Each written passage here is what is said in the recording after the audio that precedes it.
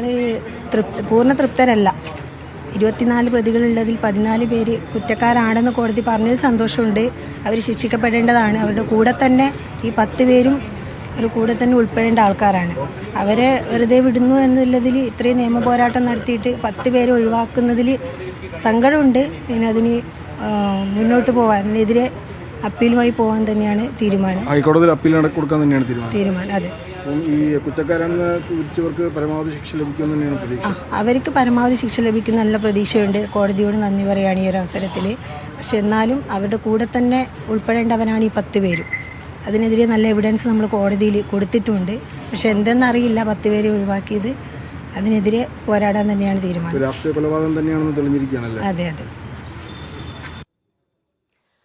ശരൺ ചേരുന്നുണ്ട്. ശരൺ, 10 പ്രതികളെയാണ് കോടതി വെറുതെ വിട്ടത്. അതിൽ കുടുംബം തൃപ്തരല്ല. നേരത്തെ തന്നെ കാസർഗോഡ് നിന്ന് MP ഉൾപ്പെടെയുള്ള ആളുകൾ ആ കാര്യത്തിൽ പ്രതികരിച്ചിരുന്നു. ഇപ്പോൾ ഫാമിലിയും അതുപോലെ പ്രതികരിക്കുന്നു. ഇനി എങ്ങനെയാണ് ഈ 10 പേരുടെ കാര്യത്തിലാണ് ഇനി കേസുമായി അല്ലെങ്കിൽ നിയമ പോരാട്ടവുമായി മുന്നോട്ട് പോകുമെന്ന് ഇപ്പോൾ സഹോദരിമാരും പ്രതികരിച്ചിരിക്കുന്നത്? അതിന്റെ വിശദാംശങ്ങൾ.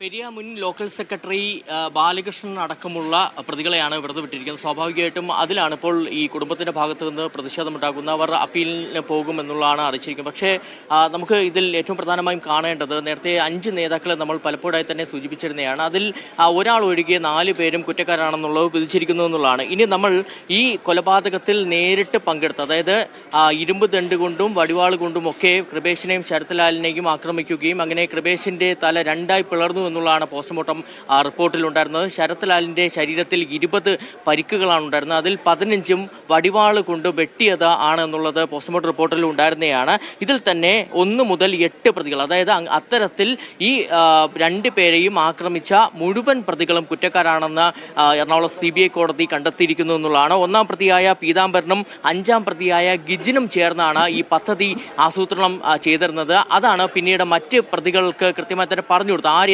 എന്തൊക്കെയാണ് ചെയ്യേണ്ടതെന്നുള്ള കാര്യം കമ്മ്യൂണിക്കേറ്റ് ചെയ്യുകയും ചെയ്തിരുന്നത്.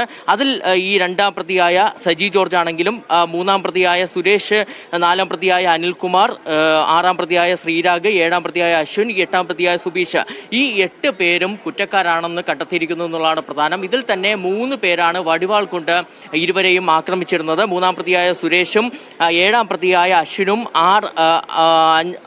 4-ാം പ്രതിയായ അനിൽകുമാറും ചേർന്നാണ് വടിവാൾ കൊണ്ട് ആക്രമിക്കുന്നത്. ഗുരുതരമായ പരിക്കുകൾ ഏൽപ്പിക്കുകയും കൊലപ്പെടുത്തുകയും ചെയ്തിരുന്നത്. എന്തായാലും 8 പേർ കുറ്റക്കാരാണെന്ന് കണ്ടെത്തിയതിന് പുറമെ തന്നെ